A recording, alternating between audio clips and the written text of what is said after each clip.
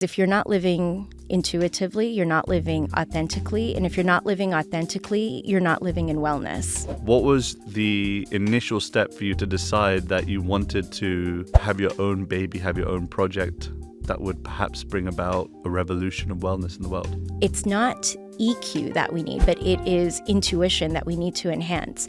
And when we start to rely on technology, which is great, we lose the muscle of intuition.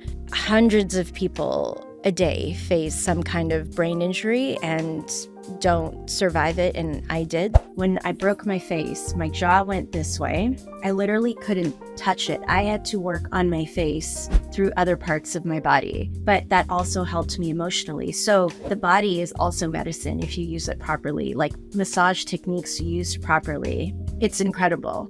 Every part of your body is connected to an emotion. Before we jump into this episode, I'd love to invite you to join this candid spiritual community to hear more conversations that will help you become happier, healthier, and more healed. All I want you to do is click on that subscribe button because I love your support. I love seeing all the comments pouring through, all the love pouring through, and we're just getting started. I can't wait to go on this journey with you, whether you're a spiritual seeker or you're just curious about the topic. And we really hope that our conversations will provide you food for thought and inspiration for your own spiritual journey. So join us for honest, candid discussions about spirituality for soul's sake. For soul's sake, for soul's sake.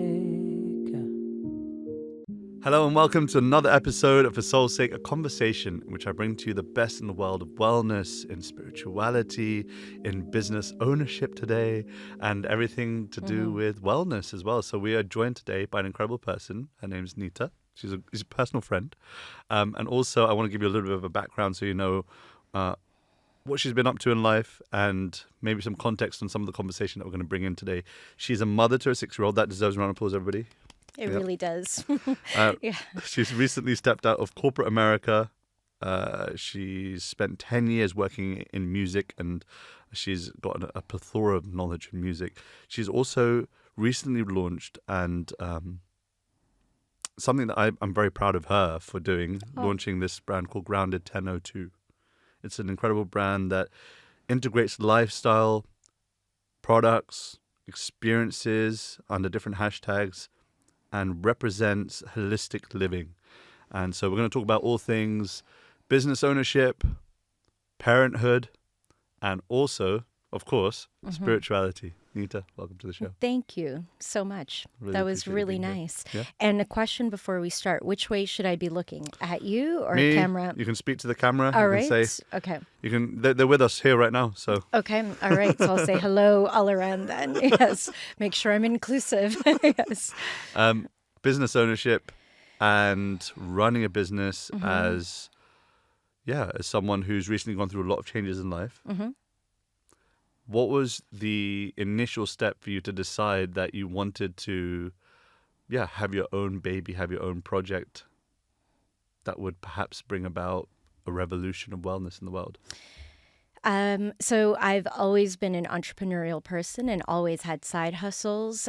So I was in corporate America and at the same time had a wedding planning business. So it's always been a gene in me, but during COVID and after becoming a mom, there were a couple of things merging for me. When I was in the corporate world, seeing, I progressed up to like C-level with, large Fortune 500s and with startups and started noticing how a lot of decisions are made with data as they should be. However, with the reliance on technology, I also noticed how much people were losing in touch with themselves because you clearly become a product of your environment. Yeah. I always felt like that working in corporates, I always felt like a number. I love the corporate environment. Yeah, of course. And it's necessary in one sense too. Yeah. But what I didn't love was that we were often missing the human element. And I was part of a very high growth insure tech startup. Insurance is one of the largest industries in London and one of the oldest industries in London. And what this business was doing was taking technology from mainframe and moving it to the cloud. And there was a lot of resistance from the insurance companies to do this. But when COVID came along, and I'm the CHRO of a high growth tech startup, all of a sudden every I don't insurance know what that means, by the way. CHRO. it's like the chief human resources officer. So everything people operations. Sounds important. It is when you're in a high growth company, right? And it's not just about like policies and administration. It's about like, how do we actually grow? What do we do for raising funds? How do we hire the right people? Because people are what drive the business. But we were in this high growth stage. And then all of a sudden, when COVID hit, every insurance company was like, we need this technology. And so my role became helping the company grow faster, but also answering a lot of questions for employees that were not around, like, how do I do my job? I'm having trouble managing people. It wasn't that. It was like, Miss Sharma, am I allowed to go outside? And then a lot of like... Am I allowed to go outside? Yeah, it Wow. was, yeah. And I found that quite So heartbreaking. questions from people who felt they were being treated inhumanely. By the government, but you know, the employers also have a responsibility. But this is something that's new. And I ended up sitting on like a global kind of like HR, like a public policy team made up of people from all over the world who are like HR leaders to come up with protocol for how are we going to treat you know, what was going on during COVID. And a lot of the decisions were being made on data, but the data was only 3 months old, 4 months old, 5 months old. And as I'm listening to all of these decisions being made without taking the human element into consideration, it just further cemented the fact of everything I had been seeing as I was progressing up my career. And as you progress up, you know, the chain, other people progress up the chain too. So you may hire like a software engineer who's working as an engineer. And by the time you're senior, they're also senior. And now they're not just an individual contributor, they're also managing people or managing projects or managing partners and vendors.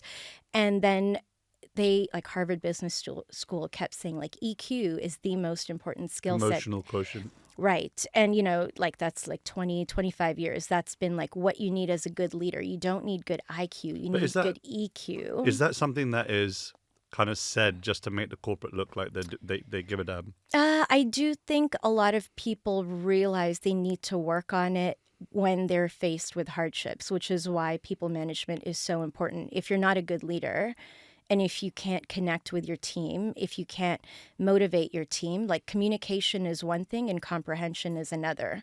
And so if you can't get your people, your team, your department to explain what they're doing and how they kind of fit into Right. the overall ecosystem of an organization. It's part of the efficiency, I guess, in one sense. It makes Absolutely. you more efficient if you are more empathetic to your team and you care about them a little bit and their wellness. And that you just don't care about your goals. It's how the world should work, right? Like I shouldn't just care about like my home. I should care about my community. And I'm like a very community oriented person because if I care about my community, my son's going to have a better place to live, as an example. So I think, the question was, why did I become an entrepreneur? So as I progressed through my career, it was cemented to me that like, wow, people are only relying on data to make big human decisions, which is fine. Data is an important thing.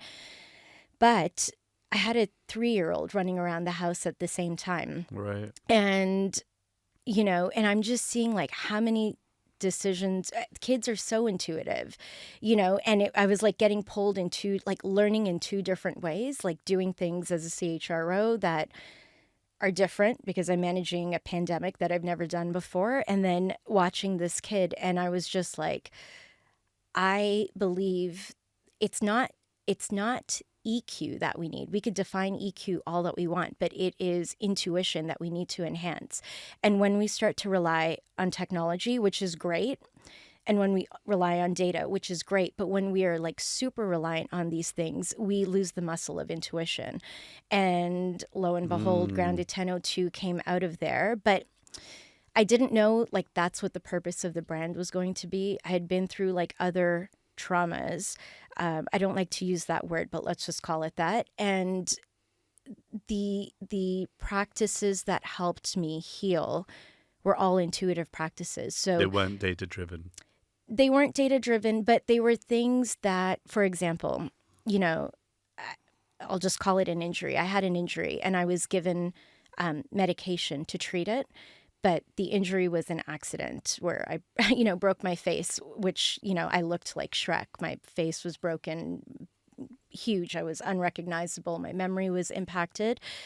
The medicine took the pain away, but it wasn't until I met a man who was in his 70s, who was a craniosacrum therapist, who took a wooden stick, like a smooth wooden stick, and he used it over my hip to move my jaw. So my jaw had moved this way. And to bring it back, he started working on my hip because when women are having babies, they tell you, open your mouth because it helps also, the body is such an incredible thing. So, your jaw is connected to your hip is connected to your pinky toe, as an example. It all runs, in a straight line. Of course, the body, it's so amazing, the mind-body connection. If you want to fix your hip, work on your pinky toe and your jaw. It's, again, an ecosystem. I'm a full believer in this kind of stuff. But he worked on my hip, and not only did it take away some of the chronic pain with my jaw moving back, but it also released a lot of emotions, because your hips are where all your emotions are held. Hence, Shakira says your hips don't lie. Right? So it's... What? This is new to me. Yeah. This is where all the emotions lie. Yeah. So somatic, you're going to start hearing this word somatic everywhere. And somatic means mind-body connection. Grounded 1002 takes it to mind, body, and soul connection. That's why we're friends. Yes. Well, yeah, Kirtan. I would have not gotten through any of my last decade. You're in the latter half of that without you. I'm grateful to Yeah. some service. Yeah. But back to the somatics. Back to entrepreneurship. Right? I wanted to know about the hip. Right. Oh, we'll okay. You want to talk about the hip? Yeah, I want to get into it because yeah. I think oftentimes people deal with the problem that they're faced with, right? So you get a cut, you put a plaster on the cut. Yeah. And Ayurveda deals with a holistic approach, which is to strengthen the body to help it to be able to heal, for example. Yeah. And my sister is an Ayurvedic coach. Hello, sister. Yeah. Shout out. Yeah.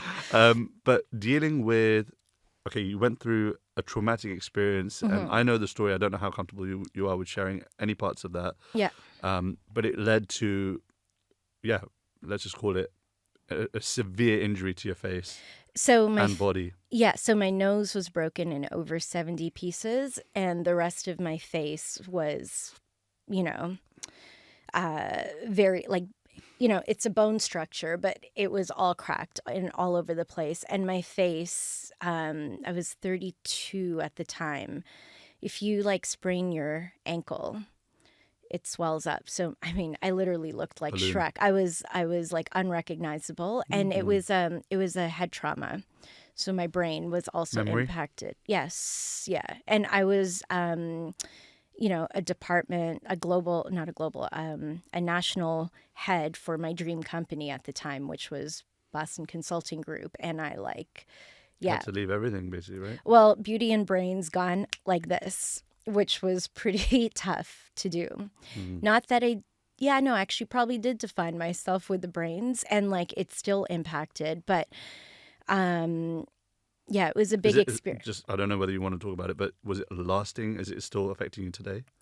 In some ways, yeah, but I don't it was traumatic. So I get I had a face impact, and so sometimes when I'm walking, I just feel that kind of happen. But it's life. People, hundreds of people a day face some kind of brain injury and don't survive it, and I did. So that's what I'm thankful for. I've got a friend that went through a similar circumstance, brain injury, coma related. And what I love about both of you is that you're both, and if you're watching Kumar, then shout out to you as well, that both of you have now decided to make a part or the whole of your life about serving others and bringing about healing for others, because you know that and you know intuitively because you've experienced it, that healing from the inside out is so important. Yeah. And I guess I've got an insight into how this is now kind of formed and what made you become an entrepreneur from the corporate structure, realizing the data driven, realizing that intuition was, needed to be awakened, so to say. What would you say would be the number one thing that you're most passionate about healing in people? I want. If you meet someone for the first time. Yes, yeah. So Radhanath Swami has a quote that's one of my favorite quotes, and Let's hear it. it's the root of our disconnection is of our disconnection from others is a disconnection from ourselves. And I love that quote because Beautiful. Yeah. and how I interpret that is if you're not living intuitively, you're not living authentically. And if you're not living authentically, you're not living in wellness. Authenticity is what equals wellness. And wellness and fitness are two different things. And this is what the North has wrong in some cases. Define wellness, fitness, and the difference. Like, why are they different? Fitness, I think, is what you look like, the abs, all of that stuff. Wellness is are your organs functioning properly? Are you breathing from your nose to your root? Are you thankful for the water that you drink? Are you conscious and present about what you do on a day-to-day basis? Once you are living intuitively, so I have a framework. I actually think it's very easy to live an intuitive lifestyle. And I have a framework for it because that's just what I am. So or the benefits. So if you live an intuitive lifestyle, what happens is you start making better decisions. And if you start making better decisions, you start trusting yourself more. And once you start trusting yourself more, you begin to think outside the box, or you start to become more creative, which is why often creatives, people are like, oh, they're so intuitive. It's just they know how to make good decisions. When you become creative, so better decisions, you trust yourself, you become more creative. When you become more creative, then you start living authentically. And once you live authentically, you're in your wellness. And that's the goal. And there's simple exercises that you could do to live an intuitive lifestyle. And for me, you live an intuitive lifestyle if your mind, body, and soul are somewhat balanced. And this is why I think in the corporate world, so my brand Grounded 1002 is actually my target audience. They're probably the last people that are going to be interested in it, but it's the people I used to work with, right? That because it's not their fault. You've been there, so you know exactly what the pain is. I know what the pain is, but I don't even think people realize it. And I think a lot of people in the corporate world want to become better, but given they're so data driven, they're wearing Aura rings and they're using all this biohacking. I've been encouraged to wear one. Yeah, but they use all this biohacking technology, but you need to be able to feel it. Right. And I've, in the last 10 years. What do you mean you need to be able to feel it? Tell me, what do you mean? I'll give you an example. In the last 10 years, I've gone through probably more than the average person. And there's been moments where I'm not being dramatic here, but I'm like, I feel like I'm about to have a heart attack. It's just, I just feel. Chest compression and pressure. Yeah, the breath isn't going the way that it's supposed to. So, I feel this is coming on. So what do you do? Okay, make sure your shoulders are rolled back so you have the space here. Okay, I grab my Gua Sha. I have it here somewhere. But I use it across my chest to just open up. And then I'm making sure that my breath is moving. And you can kind of help yourself do that. And if still the breath isn't coming, I'll go to my acupuncturist. And then usually that solves the problem because they're able to just get everything circulating in your body again. And because it takes, you have to feel into your body. And a lot of people don't do that because they're numbing themselves with other substances or you're working out so much. If you strengthen tight muscles, they only get tighter. And so you may not be actually feeling what's going on in your body. But wellness is circulation, breath, making sure you can, when I use a rock with care on you. What I want you to be doing is like you put it on your body and then you start saying like, okay, I'm imagining my breath coming to this place. And that's where the breath does come. And you want to use it all over your body to get that happening. And once you do that, you realize your body is a very intelligent medium Very to tell you intuitive. what's going on. Yeah, like there's such a big connection. Like I said, your hips tell you about the traumas you're storing.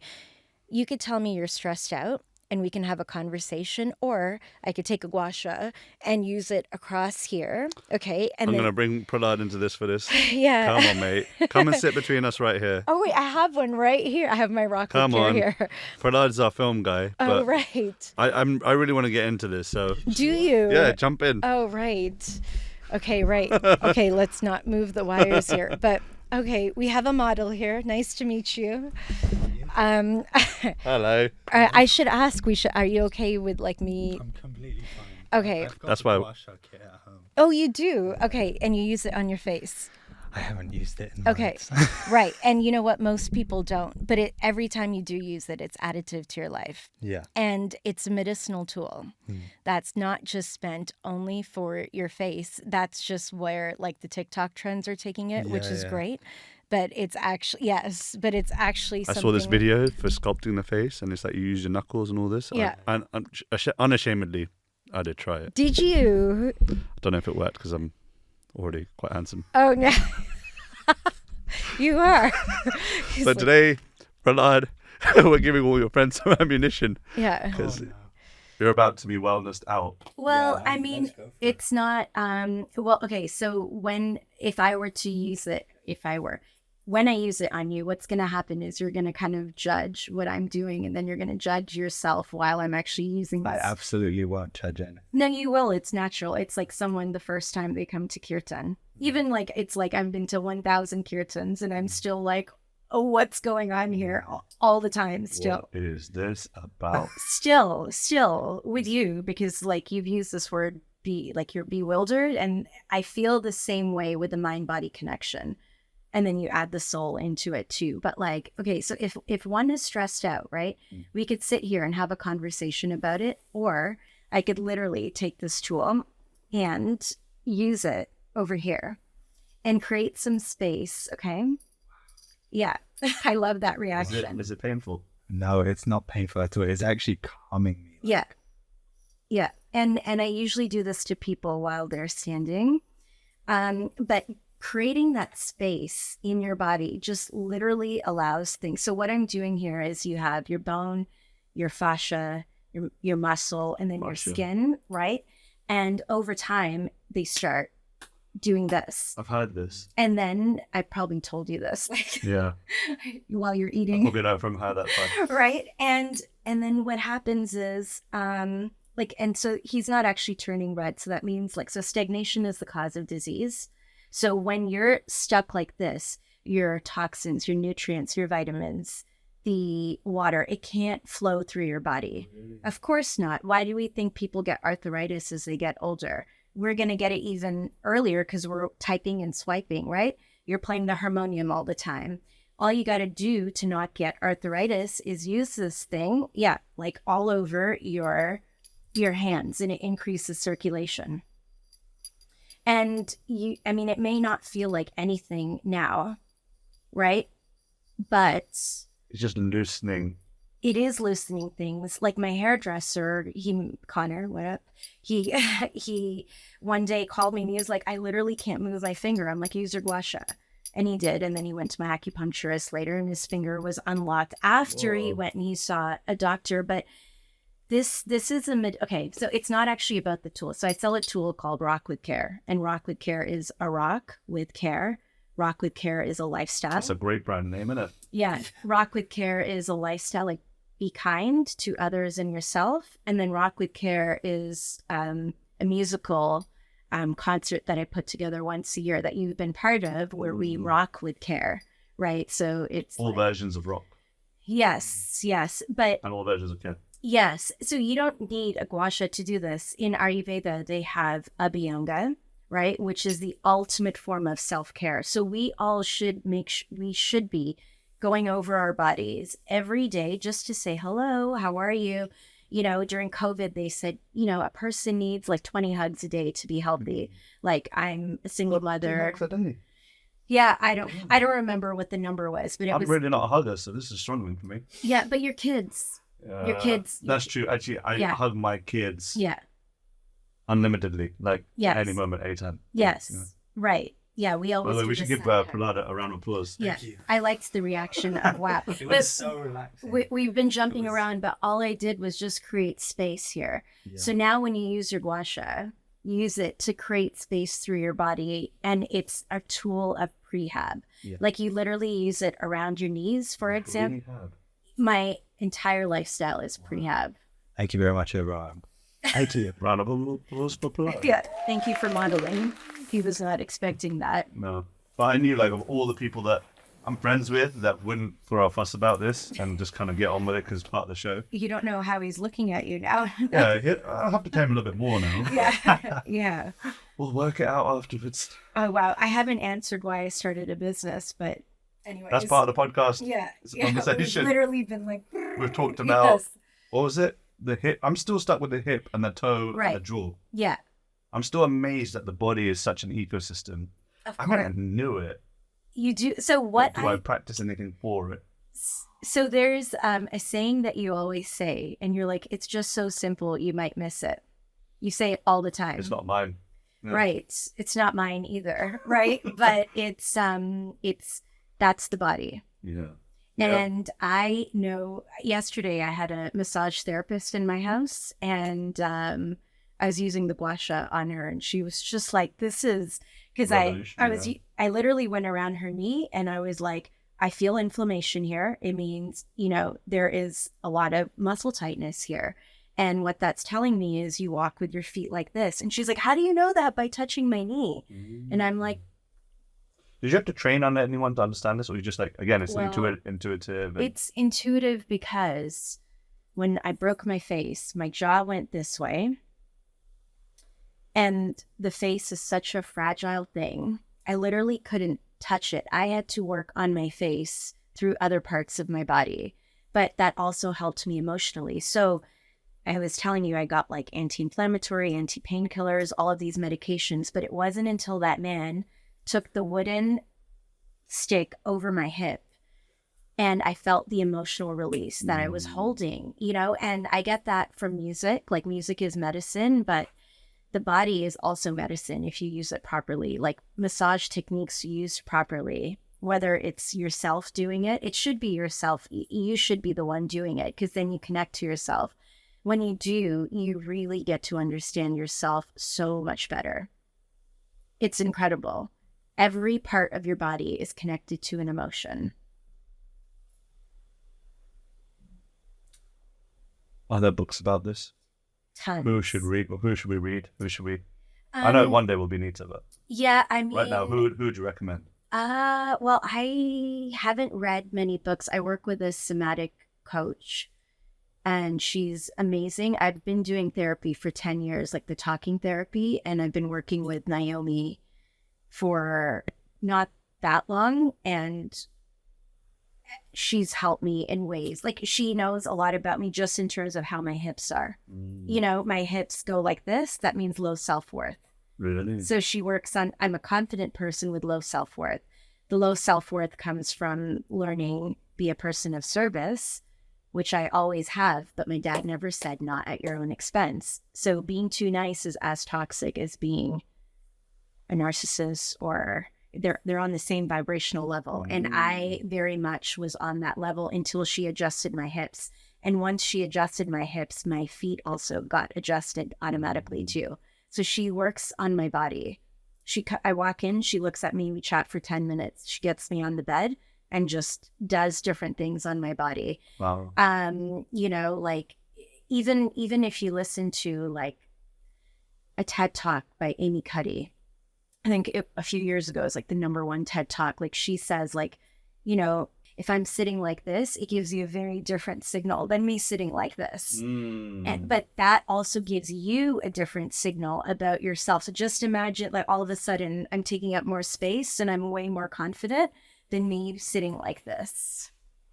But I'm a imagine bit what self-aware now. yeah, but imagine what that does to your brain. Yeah. And that's a really subtle example, but like I brought you another tool because I think your wife took yours, but like actually start using it on your body and you will start connecting to it. Just close your eyes and go like all over. If you even do it once a month, it's additive to your life because you're going to be releasing your fascia. It's going to help your circulation. You're going to bring breath to that area. Once a week, you'd say? What would you say? I mean, I use mine for 3 minutes every single day in the shower. And a lot of women, you are like using it just on your face, right? But like, I barely use my Gua Sha on my face and I'm turning 43 years old. What is going on here shows up here. So I'm better off using it on my body and relaxing my body and relaxing my neck. And that is going to make me look better. And then if I have an event tomorrow or something happening where I just need to be sculpted, then you go ahead and you use it for like the, vanity reasons. But it's really funny. I was at the Mind Body Spirit this year. 10,000 people go through the Mind Body Spirit Festival. And when I'm telling people like, oh, it's helping your heart, it's helping, your circulation, it's helping all of these different things, people were like, And I'm like, and I can also lift your cheekbone. That's what people wanted. Everyone wanted their cheekbone to be lifted. I want it now. Yes, right? Right? It was like, I can make your lips get plumper. That's enough for people. Right. But no one thought about what it's doing for the insides. But yeah, so that's not the purpose of the brand. But if you want to look better, it also helps with that. Actually, everything that I do, everything that I sell is to help people take deeper breaths. If you're taking deeper breaths, you're going to look better. For sure. Yeah. And let's take it a step further. The body, the intuition, the soul. Yeah. What's your spiritual practice look like? What do you consider your spiritual connection? What about the bird within the cage is what I mean to say. Okay. So I have the basics and I talk about that in Grounded 1002. And then I have my add-ons. And the basics are making sure the mind, body, and soul are somewhat balanced. And the mind work is a mind dump of what's going on. So I don't always journal. I may share via Instagram or use stories as the medium to just get out stuff that's going on in my head. And then I journal. But once things are out into the world, they're not in here. But it's better. It's probably the best thing to do is to write things down. So things I'm proud of, things that are challenging me, things that I need to do, right? It's not just a to-do list. It's also like goals, all of that kind of stuff. So that's the mind work. The body work is making sure I'm taking at least 50 deep breaths a day. So from the nose to the root, but I probably do way more now because I'm just trained. And then my step further on the body is making sure I gua sha my body because it gets the circulation going everywhere. And then I also top it off with yoga, walking, boxing, stuff like that. Tools, right? That's fitness, right? So I get the breath and then I'll add the fitness on top. And then Before you get into the soul, something I've been doing recently that's really been working for me is deep breaths. And I know you said 50 deep breaths. I don't count them, but there's moments where I just in the day just and a slow deep breath out. And my wife's like, what happened? I was like, nothing. I'm just breathing. Using the ability to breathe. Nice deep breath, sharp inhale, just to remember I'm alive. Maybe you want to do it just now. No one's watching. But just something, just a sharp inhale, that's enough to just be again a little bit more centered with right now, right here. And it's a rush of oxygen gets you a little bit. It's amazing. Yeah. And that's part of the soul work for me. The soul work for me is, this is going to surprise a lot of people because they think I'm woo-woo, and I am. But the soul work is interacting with earth, air, water, fire, ether, and metal every single day. Earth, air, fire, water, ether, and metal every single day. Right. Elements. So the elements, the things that the universe has given us for free. So it's looking up at the sky and saying, what up, moon? What up, sun? What up, stars? When I drink the water, okay, it's nourishing my entire body. Where did the water come from? If I'm in the shower, like thankful for the water. the interactions are really simple. Earth, I light my Palo Santo every single day, right? I'm touching wood, but it could be like touching my plant when I'm watering it. You know, do Yeah. I hug trees? Not often. Have I? Yes. You know, Mm. metal, I mean, you know, I'm wearing bracelets that one's from my mom's wedding and one's from my ex-husband's grandmother, right? But that's the metal. Um, so earth, air. Air is the breath, you know, and also being thankful when we're outside. So that's you taking a breath. So you're doing two things there for the body and for the soul. Earth, air, water, fire. Fire is my Palo Santo, and so much power in fire. It provides warmth, it provides light. If you watch fire, like light a Palo Santo stick, if you watch what it does, you will learn so much about yourself. I promise you. Fire gazing is so cool to do. I'm not a pyromaniac. I I always might learn sound something like new when one. I'm with Neeta.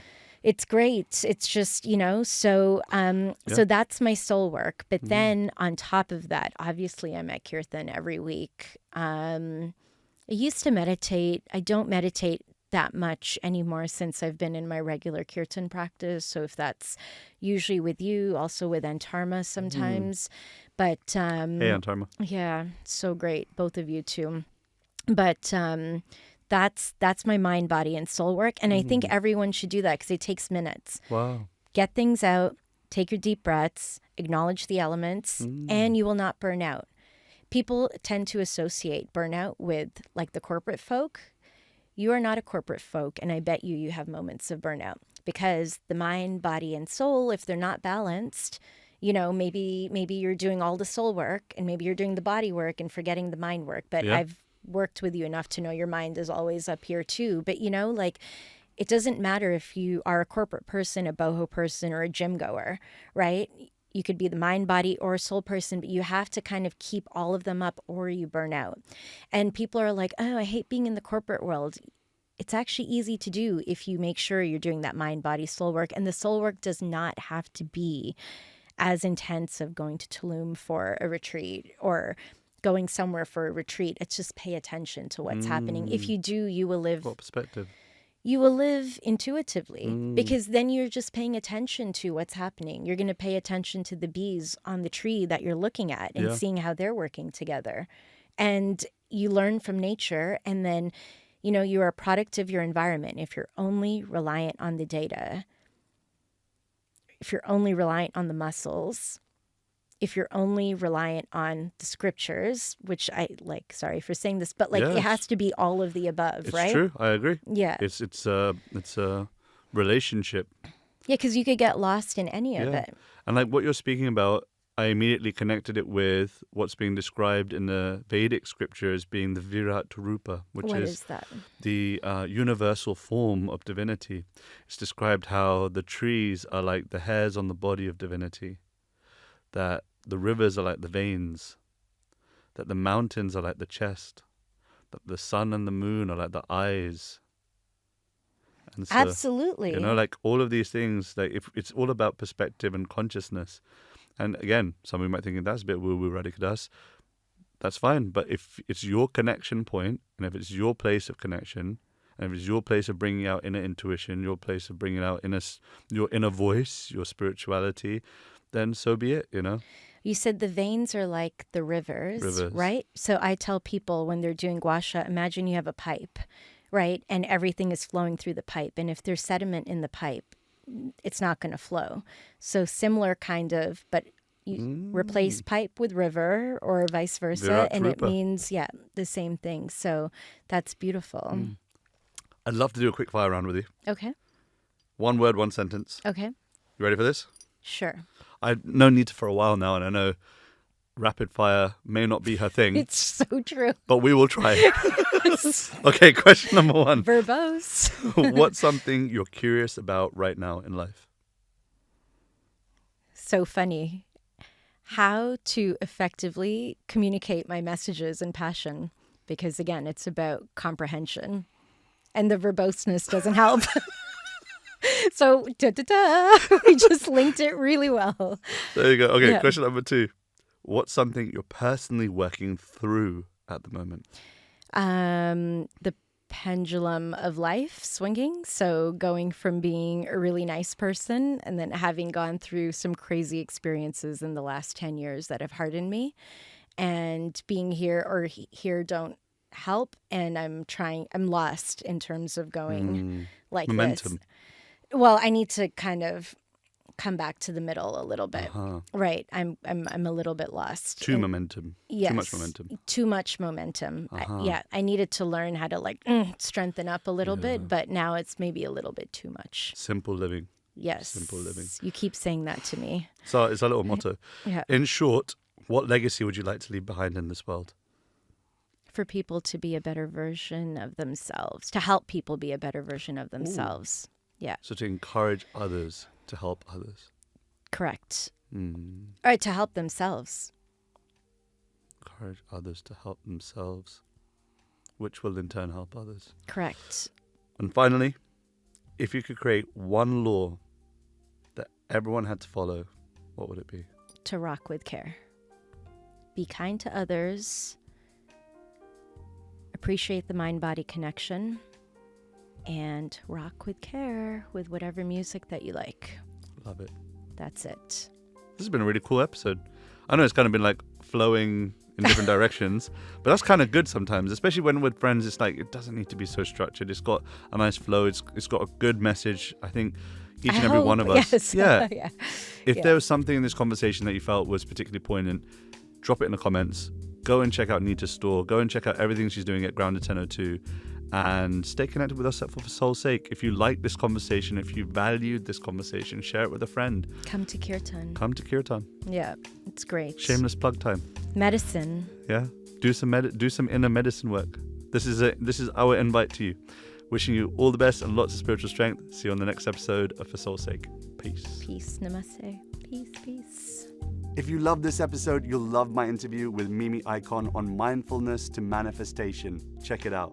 So I had this panic attack and I thought I was dying. So I go to my teacher and I'm like, I think I'm having a heart attack. Like, I'm so scared. And he's like, well, if you do, we'll call 911. This is back in Toronto. I was living in Toronto at the time. He's like, Mimi, you cannot run away from yourself.